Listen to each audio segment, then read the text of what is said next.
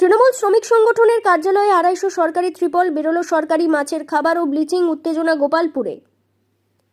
তৃণমূল শ্রমিক সংগঠনের দলীয় কার্যালয়ে মিলল 250 বিশ্ব বাংলা লোগোযুক্ত ত্রিপল, বেরোলো ব্লিচিং পাউডার, এছাড়াও বেরোলো বস্তা বস্তা সরকারি মাছের খাবার। তদন্তে পুলিশ। সরকারি সামগ্রী উদ্ধারের ঘটনাকে কেন্দ্র করে তুমুল চাঞ্চল্যের সৃষ্টি হয়েছে। অভিযোগ, তৃণমূল শ্রমিক সংগঠনের সদস্য শিবদাস মণ্ডলের দখলে থাকা একটি দলীয় কার্যালয় থেকে উদ্ধার হয়েছে বিশ্ব বাংলা লোগোযুক্ত প্রায় 200-র বেশি সরকারি ত্রিপল। বুধবার দুপুরে বিজেপির কর্মী সমর্থকরা ওই কার্যালয় খুলতেই ভেতরে স্তূপ করে রাখা ত্রিপলগুলি দেখতে পান। ভেতরে শুধু ত্রিপল ছিল না, ছিল সরকারি মাছের বস্তা বস্তা খাবার, এছাড়াও রয়েছে সরকারি ব্লিচিং। তারপরে এলাকার মানুষজন ভিড় জমান। কিভাবে সেখানে এলো এবং সেগুলি সরকারি ত্রাণ সামগ্রী কিনা তা নিয়ে তদন্ত শুরু করেছে এলাকার মানুষেরও। বিজেপির অভিযোগ, দীর্ঘদিন ধরেই শিবদাস মণ্ডল এলাকায় প্রভাবশালী তৃণমূল নেতা হিসেবে পরিচিত। বিরোধীদের দাবি, তার বিরুদ্ধে জলাজমি দখল করে দলীয় কার্যালয় নির্মাণের অভিযোগও রয়েছে। এর সাথে মদত রয়েছে প্রধান শ্রীনন্দা রায় মহান্তি, উপপ্রধান গণেশ মণ্ডলের। পাশাপাশি কয়েক কোটি টাকা সম্পত্তির মালিক হওয়া নিয়েও বিভিন্ন সময় প্রশ্ন উঠেছে। কর্মী সমর্থকদের দাবি, ওই কার্যালয়ের দরজা খুলতেই চোখে পড়ে বিপুল পরিমাণ বিশ্ববাংলা লোগোযুক্ত সরকারি ত্রিপল। তাদের অভিযোগ, সাধারণ মানুষের জন্য বরাদ্দ সরকারি ত্রাণ সামগ্রী দলীয় কার্যালয়ে মজুত করে রাখা হয়েছিল। শুধু ত্রিপলই নয়, আরও কিছু সরকারি সামগ্রী থাকার অভিযোগও তুলেছেন বিজেপি নেতৃত্ব। ঘটনার খবর দ্রুত ছড়িয়ে পড়তেই এলাকায় ভিড় জমে যায় এবং ব্যাপক চাঞ্চল্যের সৃষ্টি হয়। এলাকায় বিজেপির সদস্য সংগ্রাম মুখোপাধ্যায় অভিযোগ করেন, এই শিবদাস মণ্ডল শুধু ত্রিপল নয়, সরকারি অনেক সম্পত্তি লুট করেছেন। আজ সেই সব একে একে কার্যালয় থেকে বেরিয়ে আসছে। আমরা পুলিশের কাছে লিখিত অভিযোগ করেছি, এ ধরনের পা থেকে মাথা পর্যন্ত দুর্নীতিগ্রস্ত নেতাদের বিরুদ্ধে কড়া ব্যবস্থা নেওয়া হোক এবং দৃষ্টান্তমূলক শাস্তি দেওয়া হোক, গ্রেপ্তার করতে হবে।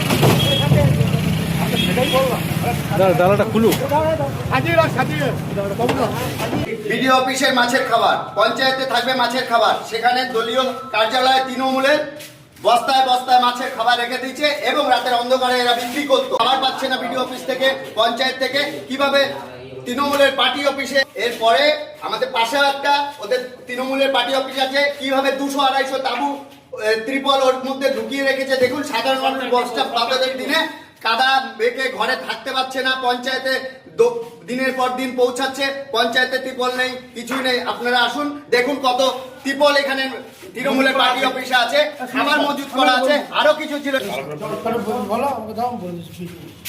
ফিশারি ডিপার্টমেন্ট থেকে যারা মাছ চাষি করে বিভিন্ন পঞ্চায়েতের আন্ডারে, তাদেরকে গভর্নমেন্ট থেকে যাতে উৎসাহিত করার জন্য, যাতে সহযোগিতা করার জন্য গভর্নমেন্ট থেকে মাছের খাবার দেওয়া হয়।